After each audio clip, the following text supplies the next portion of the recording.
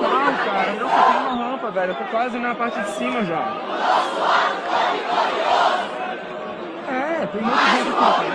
Ah, tá, falou. Tem muita gente aqui, não tá vendo? Do lado que tem o povão ali.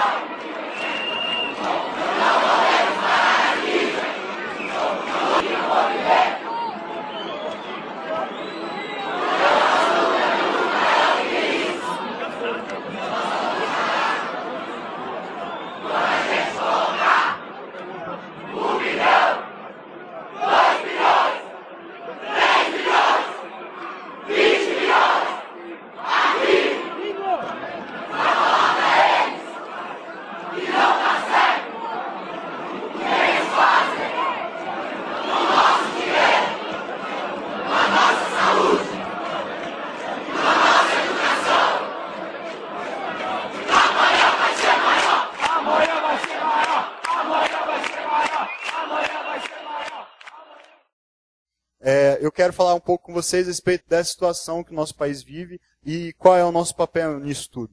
E para fazer isso, eu quero comparar um pouco, e você que talvez esteja aí hoje pela primeira, segunda ou terceira vez, não esteja muito familiarizado com isso, mas se você já frequenta a igreja há mais tempo, talvez você já tenha ouvido um pouco da história que eu vou contar.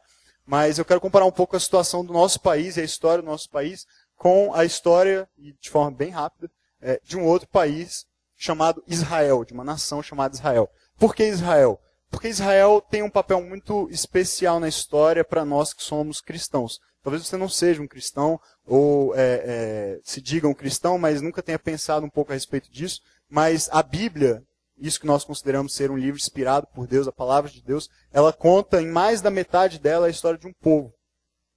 Naquilo que nós chamamos de Antigo Testamento, a primeira parte da Bíblia, nós lemos a história de um povo chamado Israel, uma nação que existe até hoje como país, organizado geopoliticamente, ali localizado perto do Oriente Médio, ali naquela região bem tranquila e pacífica, né, do mundo. E eu quero comparar um pouco, talvez você pense, o que tem a ver a história do Brasil, a situação que o Brasil vive hoje, com a história de Israel. Um país pequenininho, o Brasil um país enorme, um país lá com uma cultura oriental, nós uma cultura ocidental, país de tantos e tantos 1000 anos de história, e nós um país tão jovem ainda, pouco mais de 500 anos de história. Aparentemente não tem muita coisa a ver, mas nós vamos ver que existem algumas semelhanças. Por exemplo, a nação de Israel nasceu quase que fruto de um movimento de independência, como o nosso. Israel nasce num processo de saída de uma situação de escravidão. O povo, a nação de Israel não era organizada ainda como uma nação com lideranças, com um governo, com leis, com instituições. Ela era um povo, já havia uma podemos dizer assim, de uma raça, mas sem querer ser politicamente incorreto, uma nação, um DNA de alguém que era considerado judeu, mas misturado, contido, preso, dentro de uma nação maior que a dominava, que era o Egito.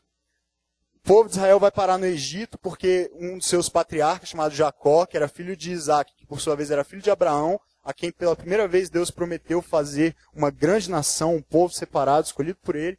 E essas gerações se passam de Abraão até Isaac, seu filho, depois Jacó. E Jacó, por causa de um de seus filhos, chamado José, vai parar lá no Egito, com toda a sua família. De início, como algo bom. Eles são levados para o Egito com pompa, são recebidos pelo faraó, recebem a melhor terra daquele povo para criar o seu gado, e vivem ali muito bem durante muito tempo. Só que os anos se passaram, e mais de séculos se passaram, e a Bíblia diz que chegou um tempo em que se levantou um faraó que não conhecia a história de José, não conhecia a história de Jacó, e começou a oprimir aquele povo. Começou a colocar um fardo pesado sobre aqueles homens que não eram seus conterrâneos, não eram da mesma pátria, da mesma origem, da mesma linhagem que os egípcios. Eram diferentes. E a Bíblia diz que o Egito, o povo egípcio, e principalmente o faraó e os faraós que se levantaram, oprimiram Israel. Colocaram um fardo pesado sobre esse povo que ainda não tinha uma cara, que ainda não tinha uma cara de nação propriamente. Havia um DNA, havia um sentimento nacionalista, um sentimento de povo, de pertencimento. Mas isso foi se apagando ao longo do tempo. E esse povo foi escravizado. E depois de muito e muito tempo como escravos no Egito, a Bíblia diz que Deus levanta um homem chamado Moisés para libertar esse povo, tirar esse povo daquela situação de escravidão, levá-lo para uma terra que Deus já havia prometido há muito tempo, que seria deles, para que então nascesse de fato uma nação, um povo chamado, escolhido, separado por Deus, que seria o povo de Israel. E essa nação surge no meio do deserto, numa situação altamente improvável, saindo de escravidão, sem nenhuma estrutura, andando guiado pelo próprio Deus pelo deserto, com uma coluna de fogo ou uma nuvem, mostrando a direção, paravam, acampavam, levantavam, continuavam andando, caminhando pelo deserto durante muito, muito tempo. E por causa do pecado dessa nação, por causa de muita confusão, de muita desobediência a Deus, esse povo passa muito e muito tempo andando pelo deserto até que essa promessa se cumpra, de chegar a uma terra, e nessa terra poder plantar aquele DNA que já existia e formar de fato então um povo, uma nação. O que isso tudo tem a ver com o Brasil? Olha, o Brasil também começou como um povo escravo. O Brasil já existia, a terra Brasil já existia há muito tempo, os índios já estavam aqui. Mas o que nós conhecemos e chamamos de nação, de história do Brasil propriamente, começa com escravidão. Nós éramos colônia de Portugal. Nós fomos colônia durante muito tempo. Também passamos por um processo semelhante de independência, de sair, de deixar esse jugo, esse peso, esse status de colônia para assumir um papel de nação. E de forma semelhante com Israel, nós passamos desse processo de independência e entramos em oscilações. Israel tinha momentos de estar dentro da vontade de Deus, adorando a Deus, obedecendo a Deus, seguindo suas leis e ser extremamente abençoado. E o Brasil tem momentos na sua história também de altos e baixos. E passamos por ditaduras, passamos por períodos difíceis na vida. Mas, ao mesmo tempo, Israel era chamado por Deus de menina dos meus olhos. Israel era e sempre foi um povo amado por Deus, escolhido por Deus, separado por Deus. E no Brasil a gente tem essa mania, né, de falar que Deus é brasileiro, que é o país tropical abençoado por Deus, bonito por natureza. A gente se sente assim. Por algum motivo, pela natureza que nós temos, pela natureza do nosso povo, pelo nosso jeito de ser, a gente se sente assim também. Um pouco como Israel. Para eles, e até hoje eles são assim. Você vai lá e eles vão falar, olha, nós somos o povo de Deus, nós somos os filhos de Abraão, nós somos especiais para Deus. E a gente se sente um pouco assim, o brasileiro, o senso comum aqui é um pouco assim também. Nós somos especiais para Deus. Deus olha para a gente de um jeito diferente, Deus nos abençoou de um jeito diferente. Então por que será que assim como Israel, que também foi alvo da bênção de Deus, nós oscilamos, nós temos esse tempo de país do futebol, do carnaval, do samba, da mulher pelada, não sei o quê, e é conhecido no exterior assim. Um país com tanta riqueza, com tanto potencial, hoje vive uma situação em que ninguém sabe para onde ir, ninguém sabe por onde começar, tanta mudança que precisa acontecer.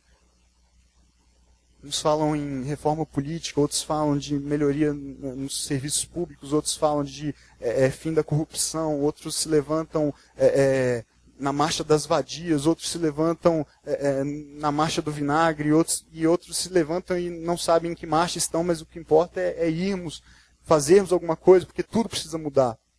Mas a pergunta que fica é, por onde começar essa mudança? Porque Israel também passou por essa mesma crise.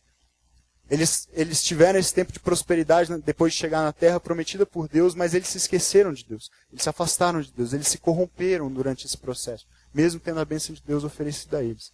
E Deus falou para eles, por meio dos profetas, olha, se vocês se desviarem do meu caminho, se vocês continuarem longe de mim, eu vou pesar a mão sobre vocês. Eu vou castigar como um pai que ama faz com seus filhos. E vocês vão ser escravos novamente de um povo estrangeiro. E vocês vão experimentar o que é viver longe de mim. E isso aconteceu. Israel foi levado escravo para a Babilônia, o grande império da época, e passaram 70 anos como escravos daquele povo.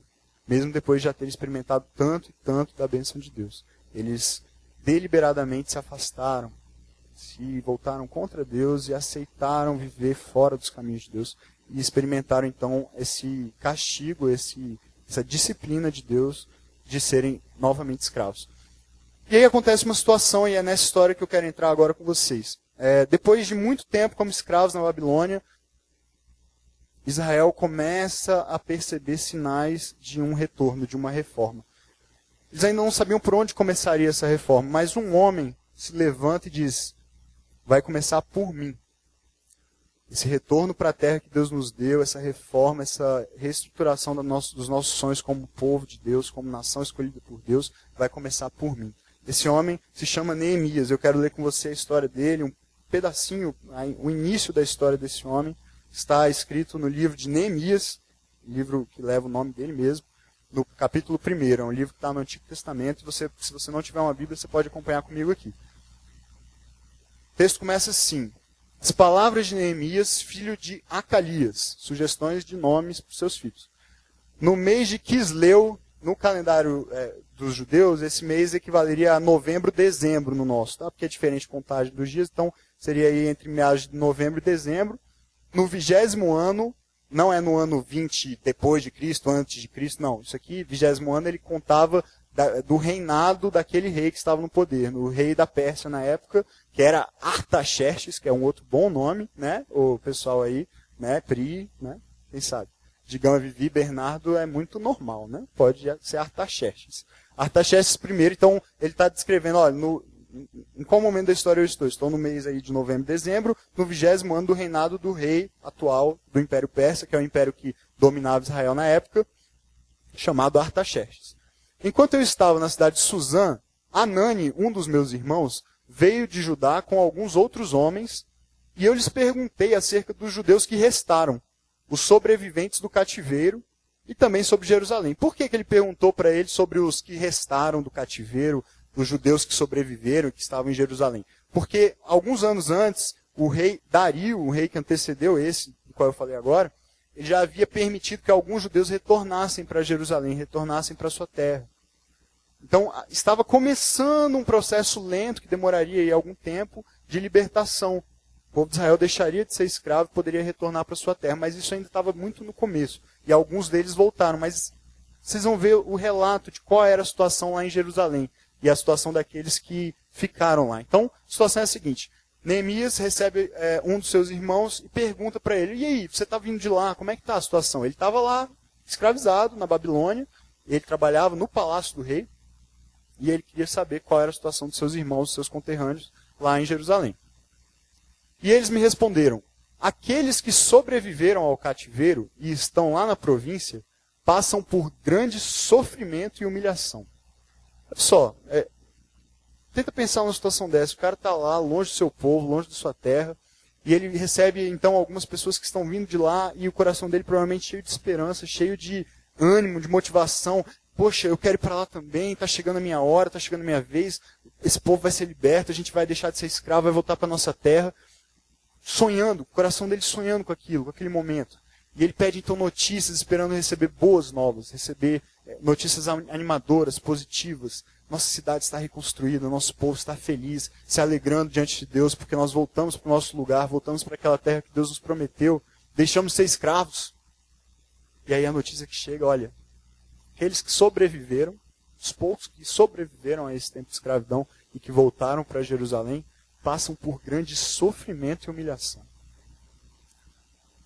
E aqui eu volto a fazer aquela comparação. Será que hoje existem pessoas assim no nosso país, vivendo um grande sofrimento e humilhação? Um dos grandes motivos pelos quais nós temos nos levantado, muitos de nós que fomos às ruas e outros que não foram, mas que se uniram a esse movimento e a essas manifestações, é por melhores condições de vida, não para nós. Nós somos privilegiados. É claro que nós queremos mudanças também que vão nos favorecer, mas o que nós mais queremos, muitos de nós, é que aquele que tem menos seja menos injustiçado, seja menos humilhado, sofra menos nas filas dos hospitais, nas escolas públicas, com um ensino melhor, tendo acesso a um transporte público melhor. Você tem carro, provavelmente. Se você não tem, você tem condições de se locomover, provavelmente. Talvez alguns não, talvez alguns aqui dependam mesmo de transporte público. Eu uso metrô para ir trabalhar. Mas nós ainda assim somos privilegiados. Existem pessoas no nosso país que vivem numa situação assim, como aqueles judeus estavam, voltaram para sua terra e, em vez de encontrar motivos para se alegrar, para festejar diante de Deus e agradecer por aquele retorno, estavam sendo humilhados, estavam passando por grande sofrimento. Por que eles estavam assim? O muro de Jerusalém foi derrubado. suas portas foram destruídas pelo fogo. Em outras palavras, não tem nada lá. A situação é de destruição total. Eles nos escravizaram, mas eles não apenas levaram as pessoas, eles queimaram tudo. A cidade está no chão, está em pó, está em cinzas. Israel valorizava muito a sua terra. Se você ler um pouco a história do Antigo Testamento, e eu desafio você a fazer isso, você pode fazer isso por meio do discipulado que nós temos aqui na Juventude, o REC. Na parte 4 do discipulado a gente estuda só o Antigo Testamento, é muito legal, você vai ver essa história de forma bem sintética, bem simples. Mas Israel passou por uma luta enorme para conquistar aquele pedacinho de chão. Você olha no mapa, é quase insignificante. Se você for lá, então, rapidamente você atravessa o país inteiro. Deve ser menor que... com certeza é muito menor que a maioria dos estados do Brasil. Mas para eles, aquele pedacinho de chão ali era a prova de que a promessa de Deus para a vida deles era infalível. Promessa que havia sido feita muito, muito, muito tempo atrás, lá para Abraão, havia se cumprido, aquele chão era deles. E eles construíram um templo para Deus, um templo glorioso, o templo de Salomão. Construíram muros, uma grande muralha em volta de Jerusalém. O muro, naquele tempo, representava segurança, representava proteção. Uma cidade edificada com muros fortes era uma cidade guardada, protegida, segura, abençoada. E aí a situação de humilhação chegou a tal ponto que as muralhas foram destruídas, a cidade foi queimada, o templo estava destruído. Outras palavras, não havia lugar para se adorar a Deus, não havia a bênção de Deus ali, era um monte de ruínas. Neemias ouve essas palavras e a Bíblia diz que quando ele ouve essas coisas, ele se senta e chora. Sentei-me e chorei. Passei dias lamentando, jejuando e orando ao Deus dos céus. Ele sentiu aquela dor que eles estavam sentindo, ele se incluiu naquilo. Ele poderia ter ficado distante e falar, ok, acabou para nós, eu estou dos males o menor, eu sou escravo, mas sou escravo no palácio, né? No finalzinho desse capítulo ele vai dizer, olha, eu era copeiro do rei. Ele servia o vinho para o rei, servia os jantares, colocava a mesa para o rei. Não era a pior coisa do mundo, né? Tem forma de ser escravo bem pior do que essa, né? Carregar pedra, capinar, construir coisas, bem mais trabalhoso, né? Ele não, ele podia ter ficado ali tranquilo, falar, acabou, esse negócio de povo de Deus já era, esse negócio de Jerusalém, cidade santa, acabou, negócio de muro, templo, essas coisas, isso aí passou, a realidade é outra. Eu vou ficar aqui na boa, esperar meus dias acabarem e morrer como um feliz e satisfeito copeiro do rei. Mas não, ele se inclui nisso. Ele assume para ele aquela dor, aquela responsabilidade, ele começa a chorar, a jejuar e a orar. E o que ele diz para Deus, então, depois desse tempo? Senhor, Deus dos céus, Deus grande e temível, fiel à aliança, misericordioso com os que o amam e obedecem aos seus mandamentos. Está percebendo o que ele está fazendo? Está adorando a Deus, está exaltando a Deus, está agradecendo a Deus. Que os teus ouvidos estejam atentos e os teus olhos estejam abertos para ouvir a oração que o teu servo está fazendo dia e noite diante de ti e em favor dos teus servos, o povo de Israel. Deus, o Senhor é grande, o Senhor é fiel, o Senhor nunca descumpriu a tua aliança, o Senhor sempre foi fiel a ela. Nós é que descumprimos, nós é que não fomos fiéis. Mas então agora, Senhor, mesmo com a nossa infidelidade, com o nosso pecado, presta atenção no que eu vou falar. Ouve minha oração. Não porque eu mereço, não porque eu sou digno de alguma coisa, mas eu estou me humilhando na tua presença. Eu, teu povo, estamos nos humilhando na tua presença, pedindo que o Senhor se incline e ouça o que nós temos a dizer. Confesso os pecados que nós, os israelitas, temos cometido contra ti. Olha só, primeira pessoa. Eu gosto disso. Não é assim, olha, eu confesso que os meus irmãos lá no passado, os meus antepassados foram infiéis contra ti. Cara, eram escravos já há 70 anos quase. A culpa não era dele. Pelo menos aparentemente. Foi lá atrás o problema. Foram os pais deles, foram os antepassados deles que pecaram, que se afastaram de Deus, que desobedeceram a Deus, que fizeram pouco caso das promessas de Deus e foram levados escravos. Ele estava pagando o pato de lá de trás. Entrou de gaiato na história. Mas esse cara, ele tinha um coração fantástico. Ele fala assim, olha, nós pecamos. Nós, o povo do Senhor, nos afastamos de ti. Eu confesso isso, os pecados que nós cometemos contra ti. Olha só, ele vai continuar com essa mesma linha de raciocínio. Ele vai falar sempre na primeira pessoa. Sim, eu e o meu povo temos pecado contra ti. Sou eu que tenho pecado. Somos nós que temos pecado. Somos nós que causamos a situação de destruição para a nossa terra, para a cidade santa do Senhor. Agimos de forma corrupta e vergonhosa contra ti, sabe?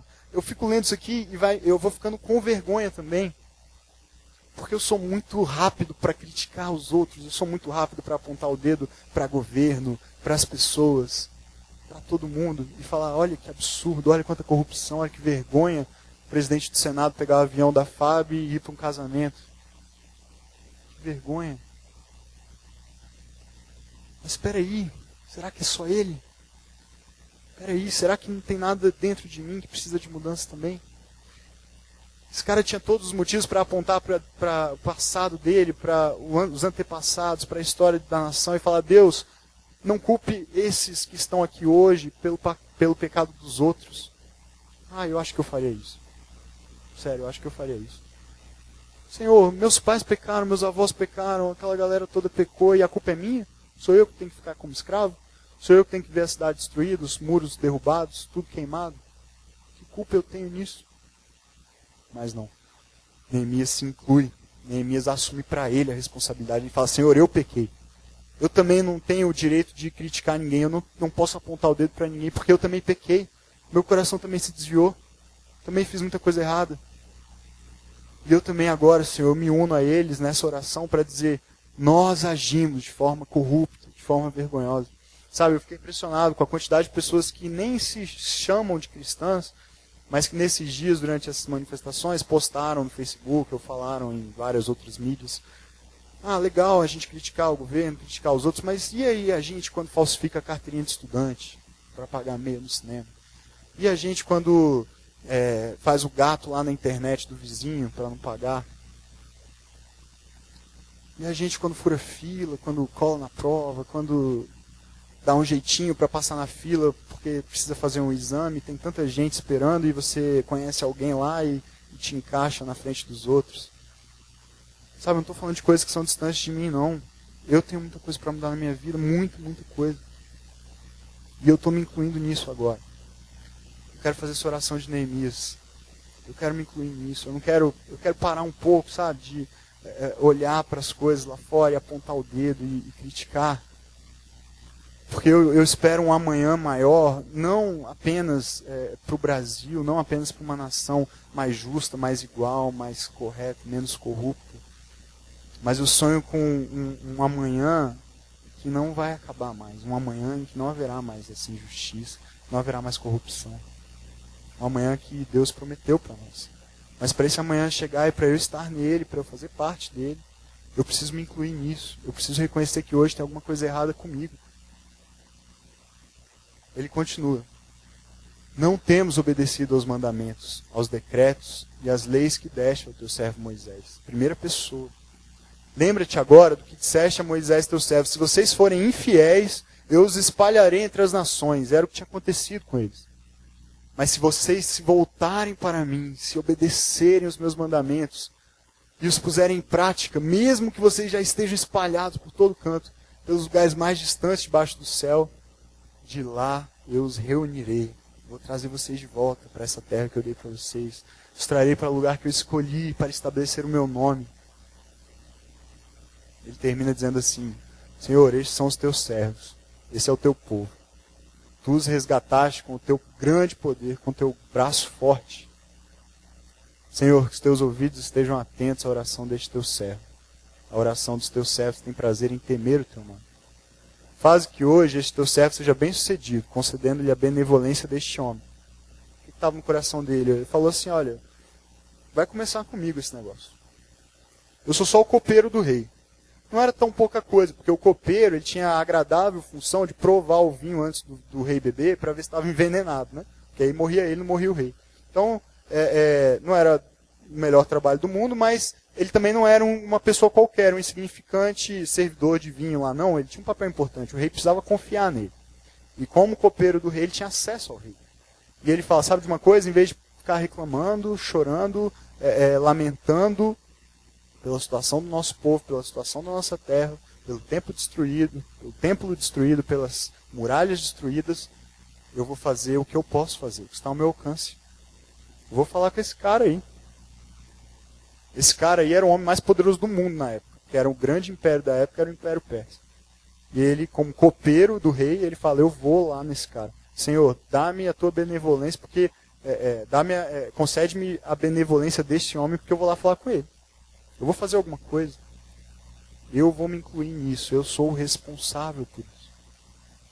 Nessa época eu era o copeiro do rei. Ele termina dizendo isso. Meu desafio para você hoje é que você se inclua. Eu estou me incluindo. Meu desafio para você hoje é que nessas 3 semanas que nós vamos falar sobre essas coisas, olha que difícil.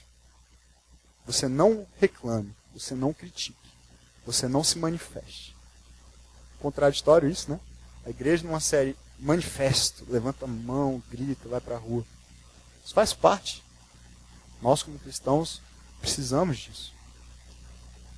Mas, sabe, Neemias foi lá falar com o rei, mas antes de falar com o rei, ele se humilhou, ele se incluiu e ele falou, eu sou o responsável, então Senhor, me perdoe. Ele olhou para dentro antes de olhar para a rua, antes de olhar para fora. Ele olhou para si, olhou para o seu coração e viu que ali dentro já tinha muita coisa para mudar. Não precisava nem olhar para fora, não. Se eu olhar hoje para o Brasil, tem muita coisa mesmo para mudar. Mas que tal olhar para dentro primeiro? Que tal cada um de nós fazer esse autoexame e se incluir nisso? Falar, Senhor, o Brasil está desse jeito, mas tem um pedacinho aí que é culpa minha. Tem alguma omissão que eu cometi, que eu não podia ter cometido, algo que eu podia ter feito ou falado que teria mudado a situação.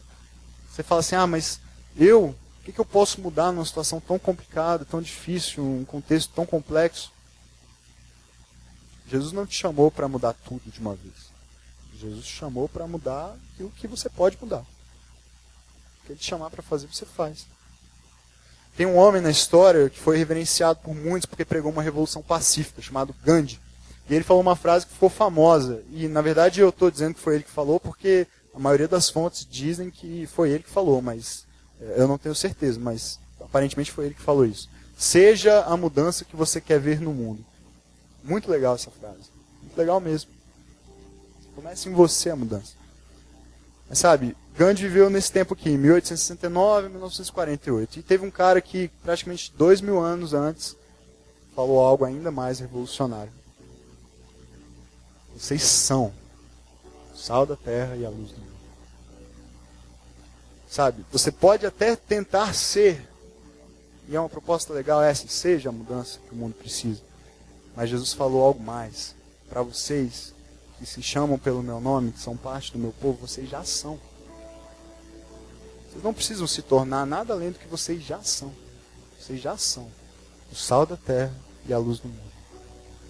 Sabe, se o sal perder o gosto, que a Bíblia fala, o próprio Jesus fala nesse mesmo texto, ele não vai servir para nada. Se a luz for colocada, uma candeia, uma luminária for colocada embaixo da cama, ela não tem propósito. A luz existe para iluminar, o sal existe para dar gosto. E esse é o meu chamado, esse é o seu chamado. O desafio que nós temos, Deus tem para você e para mim hoje, para essas próximas 3 semanas, não é para que você se torne a mudança que o mundo precisa, mas é para que você simplesmente deixe fluir o que já está e já habita dentro de você, para que o mundo simplesmente veja e sinta essa mudança. Você já é o que o mundo precisa. Feche seus olhos. Quero orar com você.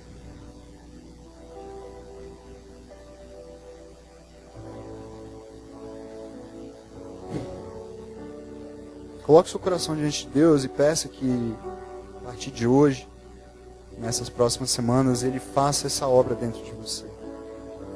Que, quando o seu coração ansiar por reclamar do governo, reclamar das pessoas e pedir, por exemplo, por serviços públicos de mais qualidade, você se lembre da promessa, da ordem de Deus, lá de Deuteronômio 24:20. Quando sacudirem as azeitonas das suas oliveiras, não voltem para colher o que ficar nos ramos. Deixem o que sobrar para o estrangeiro, para o órfão e para a viúva. Seja você o instrumento de Deus para abençoar. Se o governo não dá saúde, não dá educação, não dá transporte, seja você aquele que vai estender a mão para aquele que necessita e vai ajudá-lo, vai ser instrumento de Deus na vida dele. Quando seu coração ansiar por pedir o fim da corrupção, você se lembra de Provérbios 29:18, que diz: onde não há revelação de Deus, o povo se desvia, mas como é feliz quem obedece à lei. E aí você vai obedecer, você vai cumprir a vontade de Deus, ser obediente às leis dele, aos mandamentos dele, e isso vai impactar as pessoas que estão ao seu redor. E aquele que pensava em se corromper e se beneficiar disso, vai olhar para a sua vida e vai ser transformado pelo seu exemplo. Quando seu coração ansiar finalmente por uma reforma política, você se lembra da reforma de 2 Crônicas 7:14, que diz: se o meu povo, que se chama pelo meu nome, se humilhar e orar, buscar a minha face, se afastar dos seus maus caminhos, dos céus ouvirei, perdoarei o seu pecado e curarei a sua terra. Você vai se humilhar na presença de Deus e falar: Senhor, esse país precisa de uma reforma política, esse país precisa de mudança, mas que essa mudança comece em mim. Porque eu sou o teu povo, eu já sou a mudança que esse país precisa. Então usa-me, Pai. O próprio Jesus falando ao apóstolo João, na revelação que ele teve lá no livro de Apocalipse, falou para ele assim: olha, não cele as palavras da profecia deste livro, porque o tempo está próximo. Amanhã vai ser maior. Continue o injusto a praticar injustiça. Continue o imundo a praticar a sua imundícia. Continue o justo a praticar justiça. Continue o santo a santificar-se. Eis que venho em breve. A minha recompensa está comigo. Eu retribuirei a cada um de acordo com o que fez. Eu sou o Alfa, eu sou o Ômega, eu sou o primeiro, eu sou o último. Eu sou o princípio, eu sou o fim. Felizes os que lavam as suas vestes, para que tenham direito à árvore da vida e possam entrar na cidade pelas portas.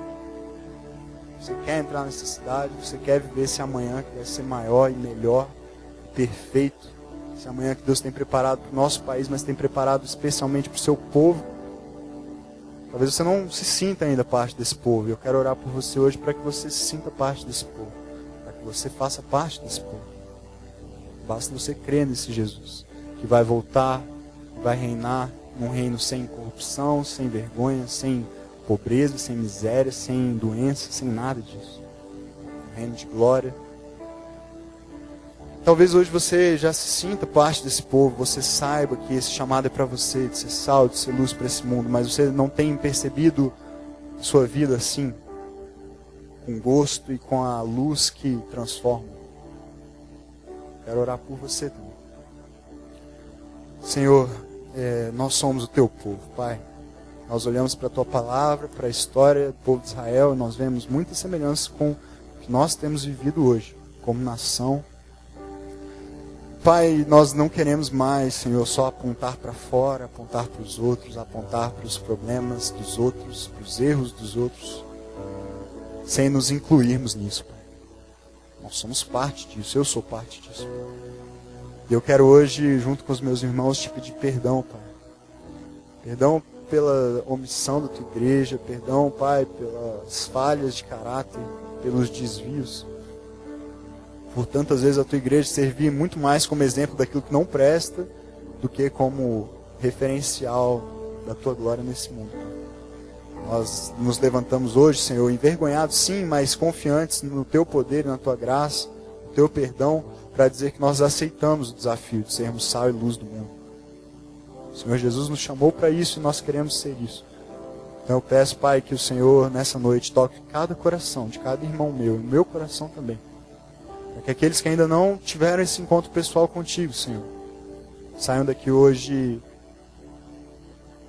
se não ainda transformados, mas mais perto de Ti. Aqueles que já têm o coração convencido, Pai, que se entreguem completamente.